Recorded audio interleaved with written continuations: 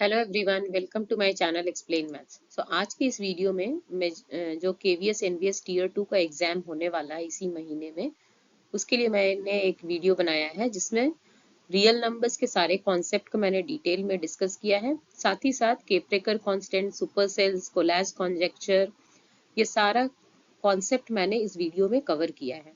अगर आप ये वीडियो पूरा शुरू से अंत तक देख लेंगे तो आपका रियल नंबर्स के सारे कॉन्सेप्ट इसमें कवर हो जाएंगे। तो चलिए सिलेबस पहले देख लेते हैं। तो रियल नंबर्स का ये सारा सिलेबस दिया है। इसमें मेजॉरिटी जो पार्ट है वो ग्रेड 9 के पोर्शन से है, और ये जो नीचे में जो number theory, sequence and pattern, triangular number, ये सारे ग्रेड 6 के से लिया गया है। पहला क्वेश्चन है, which of the following numbers is irrational. तो इररेशनल नंबर मतलब ऐसा नंबर जो कि नॉन टर्मिनेटिंग हो और नॉन रिपीटिंग भी हो, उसको हम इररेशनल नंबर कहते हैं। और इररेशनल नंबर को हम p बाई क्यू के फॉर्म में हम नहीं लिख सकते हैं। तो √4/9 अगर हम पहला नंबर देखें तो इसको हम लिख सकते हैं, √4 होता है 2, √9 होता है 3, तो ये तो रैशनल नंबर है। उसके बाद √1250 एंड √8, इसका अगर हम प्राइम फैक्टराइजेशन करेंगे तो √125 अगर हम देखें तो इसको हम 125 को हम 5 क्यूब लिख सकते हैं, और 125 इंटू 10 मतलब 2 इंटू 5 डिवाइडेड बाई √2 क्यूब। इसको अगर सॉल्व करेंगे तो 5 क्यूब और यहाँ पे 5 है, 5 टू द पावर 4, मतलब यहाँ से हमारा 25 √2 आ गया, और 2 क्यूब मतलब 2√2। सो √2 कैंसिल, 25/2 ये भी एक रैशनल नंबर है। √8 होता है 2√2, तो ये हमारा इरैशनल नंबर है। तो इसका जो आंसर होगा वो होगा ऑप्शन सी। डी ऑप्शन को अगर हम देखें तो √24 को हम √6 इंटू √4 लिख सकते हैं, डिवाइडेड बाई √6 कैंसिल, और रूट का 4 √4 2 होता है। तो यहाँ से हम देखें कि सी ऑप्शन है वही इसका करेक्ट आंसर है। Question number 2, an irrational number between 1/7 and 2/7 is. इसमें आप देखिए 1/7 एंड 2/7 दोनों एक रैशनल नंबर है। तो दो रैशनल नंबर के बीच अगर हमको रैशनल नंबर फाइंड आउट करना है या इररेशनल नंबर फाइंड आउट करना है, तो आप इस चीज को नोट करके रखें, if a and b are two distinct positive rational number then a plus b by 2, मतलब वो दोनों नंबर का जो एवरेज होगा वो रैशनल नंबर होगा between those two numbers, and root of product of those two number वो irrational number होगा। तो हमें यहाँ पे इररेशनल नंबर फाइंड आउट करना है, तो ये होगा root of a into B. A है 1/7 और b है 2/7। तो अगर आप ऑप्शन देखें तो सी ऑप्शन इसका करेक्ट आंसर होगा। अब चलिए क्वेश्चन नंबर 3 करते हैं। Question number 3, which of the following is an irrational number. तो पहला देखें 3.14, ये तो टर्मिनेटिंग डेसिमल है, ये तो रैशनल नंबर होगा। बी ऑप्शन 3.141414, यहाँ पे देखिए पैटर्न रिपीट हो रहा है, इसका मतलब इसको हम लिख सकते हैं 3.14 बार। तो ये भी हमारा रैशनल नंबर है, ठीक है, क्योंकि इसमें पैटर्न रिपीट हो रहा है। थर्ड वाला भी रैशनल नंबर है क्योंकि इसमें 4 रिपीट हो रहा है, तो 3.1 और 4 के ऊपर बार होगा। अगर आप लास्ट वाला ऑप्शन देखें, इसमें पैटर्न जो है वो रिपीट नहीं हो रहा, पहले 14 है, देन 114 है, देन 1114 और इन सो ऑन। तो यही हमारा इररेशनल नंबर होगा। तो क्वेश्चन नंबर 3 का जो आंसर होगा वो है हमारा D option. Question 4, a rational number lying between √2 and √3 is। तो अभी मैंने तुरंत बताया था कि अगर आपको रैशनल नंबर और इररेशनल नंबर फाइंड आउट करना है बिटवीन टू रैशनल नंबर, तब आपको वो वाला कॉन्सेप्ट यूज करना है। यहाँ पे देखिए √2 और √3 ये रैशनल नंबर नहीं है, ये इररेशनल नंबर है। तो बहुत सारे लोग क्या करते हैं ना, हड़बड़ी में √6 यही चूज कर लेते हैं कि √2 इंटू 3 इज √6, जबकि ये इसका आंसर नहीं होगा। √2 का वैल्यू होता है 1.414, अप्रोक्सीमेट वैल्यू 1.414, और √3 का अप्रोक्सीमेट वैल्यू होता है 1.732। अब देखिए 1.4 और 1.7 के बीच में है 1.6, तो इसका जो आंसर होगा वो होगा सी ऑप्शन। तो आप देख रहे हैं मैं सारे कॉन्सेप्ट को एक एक करके डिटेल में एक्सप्लेन कर रही हूँ, तो आप मेरे वीडियो को अंत तक जरूर देखिए। अभी चलिए क्वेश्चन नंबर 5 करते हैं। Question number 5, an irrational number between 5 and 6 is. So 5 और 6 तो यहाँ पे रैशनल नंबर है, तो इरेशनल नंबर होगा रूट ऑफ 5 इंटू 6, तो इसका आंसर होगा option C. Next, an irrational number between root 2 and root 3 is. तो यहाँ पे अगर पहला वाला ऑप्शन आप देखें तो ये है रूट ऑफ 2.5, फिर बी है रूट 6, सी है 6 whole 1/4 and D is none of this. तो पहला 6 होल 1/4 ये तो रैशनल नंबर है, तो ये तो रॉन्ग हो गया। रूट ऑफ रूट 2 का जो वैल्यू होता है वो अप्रोक्सीमेट होता है 1.414। रूट 3 का जो वैल्यू होता है वो होता है 1.732। तो जो भी इरेशनल नंबर होगा वो इन दोनों के बीच का होगा। तो रूट ऑफ 2.5 अगर हम फाइंड आउट करें तो इसका आंसर होगा 1.581, और रूट 6 का जो वैल्यू होता है वो होता है 2.449। तो ये तो रेंज से ही बाहर है, तो इससे आंसर होगा A option. Next question number 7 है, the sum of 0.3 and 0.4 is. तो 0.3 बार जो है उसको हम शॉर्ट में लिख सकते हैं 3/9। इसमें एक ट्रिक है, देखिए एक ही नंबर रिपीट हो रहा है तो डिनोमिनेटर में एक 9 होगा, और आप डेसिमल पॉइंट को रिमूव कर दीजिए और जो जो भी बचा वो न्यूमरेटर में लिखना है। उसी तरह सेकेंड वाला 0.4 बार होगा 4/9, वो दोनों लाइक फ्रैक्शन है, तो 3 + 4 7/9। तो आंसर होगा बी ऑप्शन। क्वेश्चन नंबर 8, 2.45 बार। तो इसका होल पार्ट देखें, ये 2 है तो इसको हम लिख सकते हैं 2 whole 45 by, now 45 2 digits repeat हो रहा है तो इसको लिख सकते हैं 45/99 प्लस 36/99। अब हम इसको सॉल्व करेंगे, तो पहले जो इम्प्रॉपर फ्रैक्शन है उसको हम कन्वर्ट करेंगे। तो पहला वाला हो जाएगा 243/99 प्लस 36/99, और इन दोनों को अगर हम ऐड करेंगे तो आएगा 279/99। फिर 9 के टेबल से इसको सिंप्लीफाई करेंगे, सो 31/11। तो ये होगा हमारा C option. Question number 9, the rationalization factor of 1/2 root 3 minus root 5 is. Rationalization factor मतलब आप डिनोमिनेटर में क्या मल्टीप्लाई करेंगे सच दैट आपका जो डिनोमिनेटर है वो रैशनल नंबर हो जाए। तो हमेशा हम क्या करते हैं, इसका कॉन्जुगेट को मल्टीप्लाई करते हैं। तो कॉन्जुगेट का मतलब क्या होता है, तो 2 रूट 3 माइनस यहाँ पे है तो हम मल्टीप्लाई करेंगे 2 रूट 3 प्लस रूट 5। तो यही आपका रैशनलाइजिंग फैक्टर होगा। बट अगर आप ऑप्शन में चेक करें तो ये कोई भी मैच में नहीं है। बट 2 रूट 3 को हम 12 भी, रूट ऑफ 12 भी लिख सकते हैं, इजंट इट। रूट 12 को अगर आप फैक्टराइज करेंगे तो आपको 2 रूट 3 मिलेगा, तो इसका आंसर होगा option D. Next, the simplest rationalising factor of cube root of 500। तो पहले क्यूब रूट ऑफ 500 को अगर हम स्प्लिट करेंगे तो इसको लिखेंगे 5 इंटू 10 इंटू 10। इसको फर्दर अगर हम स्प्लिट करेंगे तो लिखेंगे 5 इंटू 10 को लिख सकते हैं 5 इंटू 2, और दूसरे वाले 10 को भी लिखेंगे 5 इंटू 2, और ये क्यूब रूट है। तो 5 का तो यहाँ पे 3 का ग्रुप बन रहा है तो 5 तो बाहर आ जाएगा, और अंदर होगा रूट ऑफ 2 इंटू 2। तो इसको भी अगर रैशनल नंबर बनाना है तो इसका मतलब हमको एक और क्यूब रूट ऑफ 2 से मल्टीप्लाई करेंगे, तभी ये हो जाएगा cube root of 2 into 2 into 2, और क्यूब रूट ऑफ 8 होता है 2, तो 5 इंटू 2 10 होगा।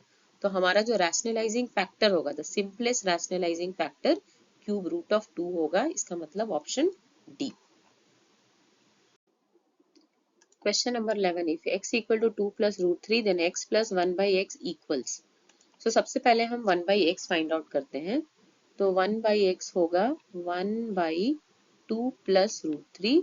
अब इसको हम रैशनलाइज करेंगे तो हम मल्टीप्लाई करेंगे 2 minus root 3 by 2 minus root 3। अब डिनोमिनेटर में हम a plus B a minus B identity use करेंगे, तो 2 minus root 3 by 4 minus 3, 4 minus 3 1। So numerator में हमारा केवल 2 माइनस रूट 3 होगा। अब हमें क्या फाइंड आउट करना है, x प्लस 1/x। तो x है 2 प्लस रूट 3, 1/x है 2 माइनस रूट 3। अब प्लस रूट 3 और माइनस रूट 3 कैंसिल, तो 2 + 2 4 इसका आंसर होगा, तो ऑप्शन सी इसका करेक्ट आंसर है। क्वेश्चन 12, 1/3 + 2√2 = 2। तो इसको हम फिर से रैशनलाइज करते हैं, तो ये होगा 1/3 + 2√2, इसको हम मल्टीप्लाई करेंगे 3 - 2√2, डिनोमिनेटर में a + b a - b का आइडेंटिटी यूज करेंगे, तो 3 - 2√2 divided by 3² - 2√2 whole square. This is equal to 3 - 2√2 divided by 9 - 2√2 का होल स्क्वायर होगा 8। 9 - 8 1। So आंसर है 3 - 2√2, option C. Question number 13, the value of root of 3 - 2√2 is। देखिए, अब इसका स्क्वायर रूट अगर हटाना है ये तभी पॉसिबल है जब इसका अंदर का जो नंबर है वो हम स्क्वायर के फॉर्म में लिख सकें। तो इसको अगर हम a - b होल स्क्वायर के फॉर्म में अगर हम एक्सप्रेस कर सकते हैं तब हम इजीली इसका स्क्वायर रूट निकाल लेंगे। तो चलिए इसको लिखते हैं 3 - 2√2। ये कुछ 2ab के फॉर्म में दिख रहा है और यहाँ पे हिंट भी दिया है √2। तो 3 को क्या हम लिख सकते हैं √2 होल स्क्वायर, जो कि 2 होगा, +1 स्क्वायर, एंड देन -2√2। तो ये हमारा a² + b² - 2ab के फॉर्म में आ गया। तो इसको हम लिख सकते हैं √2 - 1 whole square, and square root of √2 - 1 whole square होगा √2 - 1। तो इसका जो करेक्ट ऑप्शन होगा वो होगा option D. Question 14, if √2 = 1.414, then root of √2 - 1/√2 + 1 = 2। तो चलिए यहाँ पे देखिए डिनोमिनेटर जो है वो इरेशनल नंबर है, तो पहले हम इसको रैशनलाइज कर लेते हैं। तो ये होगा रूट ऑफ √2 - 1/√2 + 1। अब हम इसको मल्टीप्लाई करेंगे √2 - 1/√2 - 1। तो जो न्यूमरेटर है √2 - 1 होल स्क्वायर, तो स्क्वायर रूट अगर है तो इसका आंसर होगा केवल √2 - 1। डिनोमिनेटर जो है वो a + b a - b के फॉर्म में है, मतलब √2² - 1। √2² is 2, 2 - 1 is 1। तो यही इसका रैशनलाइज करने के बाद यही आंसर आएगा। अब √2 का वैल्यू दिया है 1.414 - 1, तो इसका आंसर होगा 0.414, तो होगा ऑप्शन ए इसका correct answer. Question 15, if x = 3 + √8, then x² + 1/x² = 2। तो सबसे पहले हम क्या करेंगे, x तो दिया है, पहले हम 1/x का वैल्यू निकाल लेते हैं। तो 1/x होगा 1/3 + √8, इसको हम रैशनलाइज कर लेते हैं। तो मल्टीप्लाई करेंगे 3 - √8 बाई 3 - √8, तो ये हो जाएगा 3 - √8 बाई 9 - 8 विच इज 1। तो 3 - √8 हो गया 1/x का वैल्यू। अब हम फाइंड आउट करेंगे x + 1/x। सो 3 + √8, तो ये x का वैल्यू है, 1/x का वैल्यू है 3 - √8, + √8 - √8 कैंसिल, सो x + 1/x 6 है। अब हम स्क्वायर कर देंगे दोनों के साइड में, बोथ LHS RHS में, और फिर a + b होल स्क्वायर का आइडेंटिटी लगाएंगे। तो a² + b² + 2 × a × b = 36। x and x cancel, तो आंसर होगा x² + 1/x² = 36 - 2 34। तो आप देखेंगे तो a इसका करेक्ट ऑप्शन होगा। Question 16, the value of x to the power p minus q into x to the power q minus r into x to the power r minus p is equal to। तो ये तो exponents का question हो गया, same base है तो हम power को ऐड करेंगे। तो ये हो जाएगा x to the power p minus q plus q minus r plus r minus p, और ये सारा कैंसल आउट हो जाएगा, तो होगा x to the power 0 जो होता है 1। तो b इसका करेक्ट ऑप्शन होगा। Question 17, on simplification the expression this is equal to. तो चलिए उस एक्सप्रेशन को हम पहले स्प्लिट करते हैं। 5 to the power n + 2 को हम लिख सकते हैं 5 to the power n × 5² minus 6 × 5 to the power n × 5 to the power 1 is 5 divided by 13 × 5 to the power n minus 2 × 5 to the power n into 5। अब आप न्यूमरेटर और डिनोमिनेटर में 5 to the power n को हम common ले लेंगे, तो बचेगा 5 स्क्वायर माइनस 6 इंटू 5 30। यहाँ भी ले लेते हैं डिनोमिनेटर में भी कॉमन, तो बचेगा 13 माइनस 10। ये 5 to the power n cancel, 5 square is 25, 25 minus 30 is minus 5, 13 minus 10 is 3। तो आंसर होगा B option. nth root of a real number. For any real number a and a positive integer n, the nth root of a is denoted by the radical or the fractional exponent a to the power 1 by n. It is defined as nth root of a equal to x, then x to the power n is equal to a. So cube root of 2 इसको हम ऐसे भी लिख सकते हैं 2 to the power 1 by 3. Question 18. Cube root of 2 into 4th power of 2 into 12th root power of 32. तो इसका जो आंसर आपको फाइंड आउट करना है, तो ये जो क्यूब रूट है और फोर्थ रूट है या 12th रूट है, इसको हम कैसे लिख सकते हैं? क्यूब रूट ऑफ 2 को हम लिख सकते हैं 2 whole 1 by 3। Next 2 whole 1 by 4 और 32 होल 1 by 12 ऐसे लिख सकते हैं। फिर 2 whole 1 by 3 into 2 whole 1 by 4 into 32 को हम लिख सकते हैं 2 के फॉर्म में 2 to the power 5 and 2 to the power 5 into 1 by 12। अभी देखिए सबका बेस सेम हो गया, तो पावर को हम ऐड करेंगे। सो 1 by 3 plus 1 by 4 plus 5 by 12। अब हम 12 का इसका जो एलसीएम होगा वो होगा 12। तो 3 टाइम्स 4, 4 टाइम्स 3, इसको ऐड करेंगे तो होगा 2 to the power 12 by 12, 12 by 12 1। So answer है 2A option. If 2 by 3 whole x into 3 by 2 whole 2x equal to 18 1 by 16 then x equal to। तो अगर आप देखें यहाँ पे तो एक का बेस 2 by 3, एक का बेस 3 by 2 है, तो हमको इसको सेम करना है। लेकिन किसको सेम करना है वो हम RHS से फाइंड आउट करेंगे। 81 is 3 to the power 4, 16 is 2 to the power 4। तो इसको हम लिख सकते हैं 2 by 3 whole x, 3 by 2 whole 2x और 81 by 16 को हम लिख सकते हैं 3 by 2 whole 4। तो 2 by 3 को भी हम 3 by 2 के फॉर्म में लिखेंगे 3 by 2 whole minus x into 3 by 2 whole 2x equal to 3 by 2 whole 4। अब हम ऐड कर लेते हैं minus x plus 2x which is equal to 3 by 2 whole 4। तो बेस सेम है तो पावर भी सेम होगा, माइनस एक्स प्लस 2x होगा x, x इक्वल टू 4। तो इसका आंसर होगा option D. Question 20 the value for this is.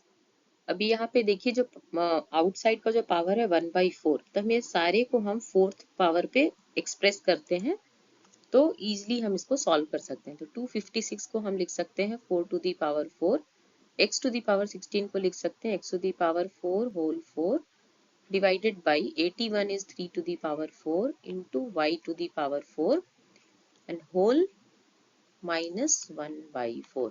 फिर इसको हम लिखेंगे 4x to the power 4 by 3y whole to the power 4 into minus 1 by 4। तो ये कैंसिल हो जाएगा और पावर में नेगेटिव है तो इसका हम रेसिप्रोकल लिखेंगे 3y by 4x to the power 4। तो आंसर होगा B option. Fundamental theorem of arithmetic. It states that every composite number can be expressed or factorized as a product of prime, and this factorization is unique apart from the order in which the prime factor occurs। तो इसका मतलब क्या होता है, आप कोई भी एक कॉम्पोजिट नंबर लीजिए, जैसे मैं यहाँ पे 28 ले रही हूँ, इसका मैंने प्राइम फैक्टराइजेशन अगर करूँगी तो 2 टाइम्स 14, 2 टाइम्स 7, 7 टाइम्स 1। तो जो 28 होता है इसको हम लिख सकते हैं 2 इंटू 2 इंटू 7। इसको अगर हम किसी भी वे में फैक्टराइज करें तो हमें सेम प्राइम फैक्टर मिलेगा। अगर हम 7 से भी अगर शुरू करते हैं तो 7 4 are 28, 2 टाइम्स 2, 2 टाइम्स 1। तो यहाँ भी अगर आप देखें तो ये है 7 into 2 into 2, same prime factor है। तो वही बोल रहा है प्राइम फैक्टराइजेशन जो है वो यूनिक होता है apart from the order in which prime factor occur. So prime factor का order भले ही change हो जाए लेकिन वो prime factor वही होगा। और HCF फाइंड आउट कैसे करते हैं? तो उसका फॉर्मूला होता है, अगर आप किसी 2 या 3 नंबर का HCF फाइंड आउट करना है तो पहले उसको फैक्टराइज कर लीजिए, उसके बाद HCF होता है product of the smallest power of each common prime factor in the numbers, और LCM होता है product of the greatest power of each prime factor involve in the numbers.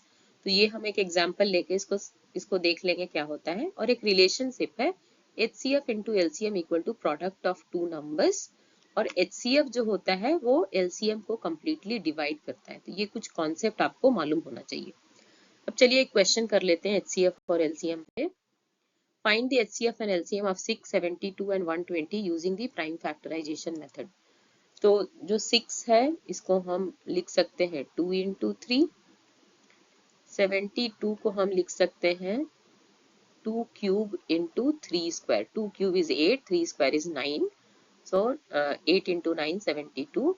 120 को हम लिख सकते हैं, इसको हम फैक्टराइज अगर कर लेंगे तो जल्दी से हमें पता चल जाएगा 2 टाइम्स 60, 2 टाइम्स 30, 2 टाइम्स 15 और 3 टाइम्स 5, 5 टाइम्स 1, तो ये हो जाएगा 2 क्यूब इंटू 3 इंटू 5।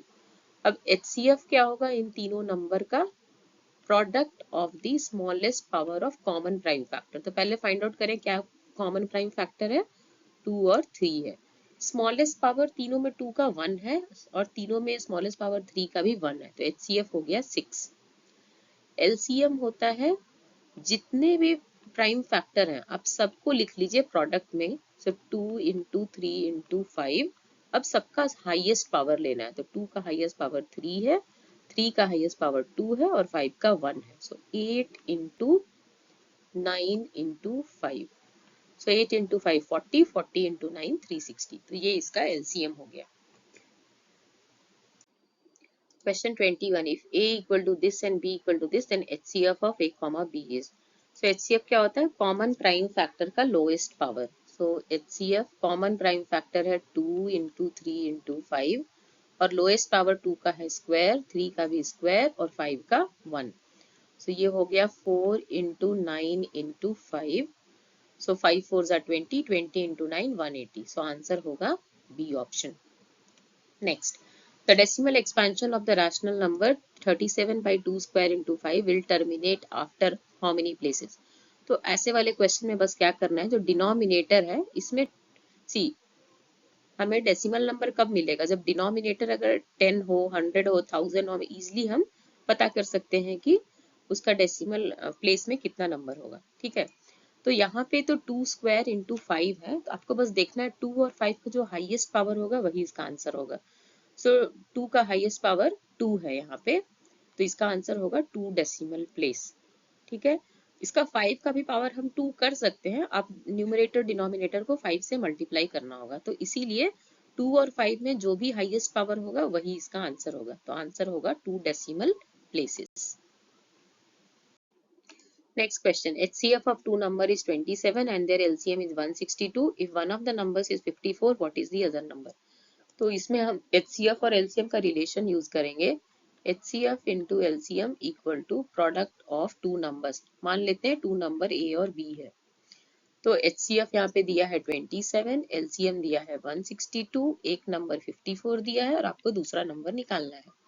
तो B का जो आंसर होगा वो होगा 27 into 162 divided by 54।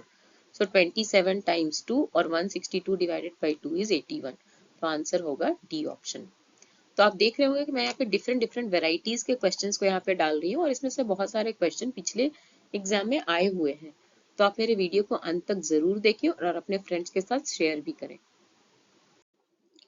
What is the largest number that divides 70 and 125 leaving remainder 5 and 8 respectively? तो वो जो नंबर होगा वो 70 और 125 को डिवाइड करेगा और रिमाइंडर 5 और 8 होगा। वो नंबर वो डिवाइड करेगा, इसका मतलब वो नंबर इन लोगों का कॉमन फैक्टर होगा। ठीक है, हम पहले ऐसा नंबर फाइंड आउट करेंगे जो कि रिमाइंडर 0 दे। तो सबसे पहले क्या करते हैं, 70 में ये जो रिमाइंडर है 5 वो हम सब्ट्रैक्ट कर लेंगे तो 70 माइनस 5 होगा 65, 125 माइनस 8 होगा 117। अब हम एक लार्जेस्ट नंबर फाइंड आउट करेंगे जो इन दोनों को कंप्लीटली डिवाइड करेगा।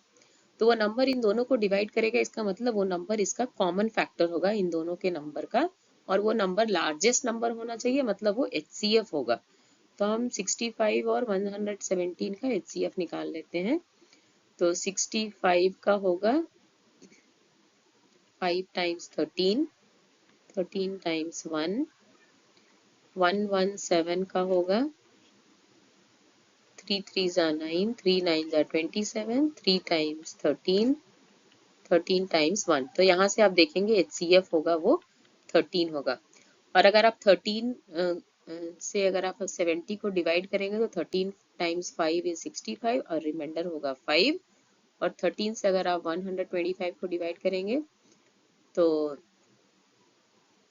13 टाइम्स 9 इज 117 और इसका जो रिमाइंडर होगा वो होगा 8। तो जो आंसर होगा वो होगा option A.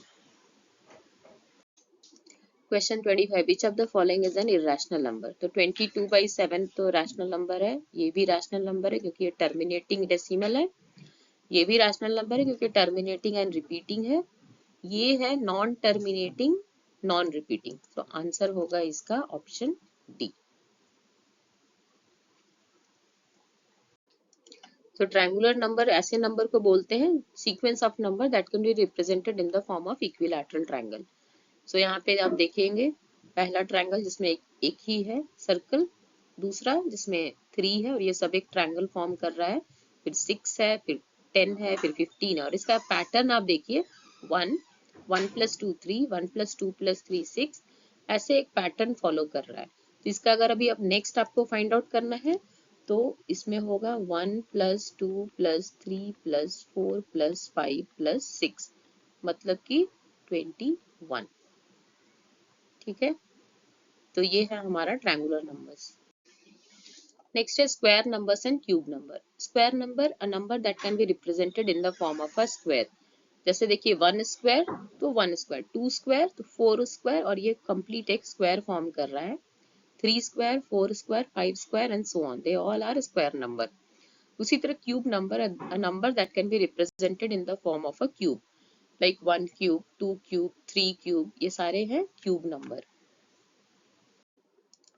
Next, supercell. In a row of numbers, a cell is a supercell if the number in it is greater than the numbers in the cells just next to it.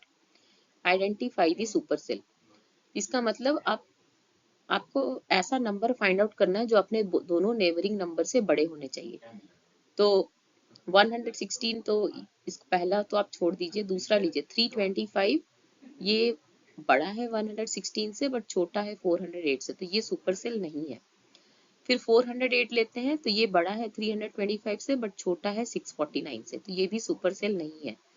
फिर 649 ये बड़ा है 408 से, ये बड़ा है 543 से, तो ये होगा सुपर सेल नंबर। तो ये इसका आंसर होगा।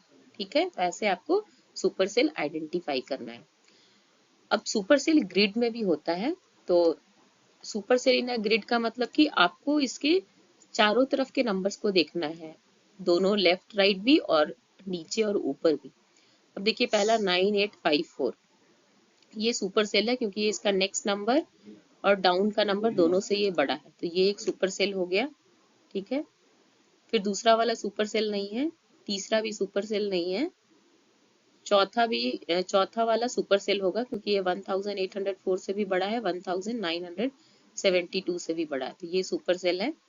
फिर 2008 सुपर सेल नहीं है, ये सुपर सेल है क्योंकि ये ऊपर लेफ्ट राइट डाउन सबसे बड़ा है। फिर ये भी सुपर सेल नहीं है, 1972 भी सुपर सेल नहीं है, ये भी नहीं है, ये भी नहीं है, 3007 भी नहीं है, 3199 अगर आप देखें तो ये ऊपर वाले नंबर से भी बड़ा है, लेफ्ट नंबर से भी बड़ा है, डाउन नंबर से भी बड़ा है, तो ये होगा सुपर सेल। तो ऐसे करके आपको सारा सुपर सेल फाइंड आउट करना है। तो इसमें एक और होगा, ये भी सुपर सेल है। ठीक है, तो इतने सारा इसमें सुपर सेल है ग्रिड में। palindromic number, a number that reads the same when read from left to right and also from read from right to left. जैसे 8448 लेफ्ट से पढ़े राइट से पढ़े सेम है. सो किसी भी नंबर को हम पैलिंड्रोम बना सकते हैं. उसका स्टेप्स है start with any number except one digit number and the number 196. ये जो 196 है ना, ये एक एक्सेप्शन है.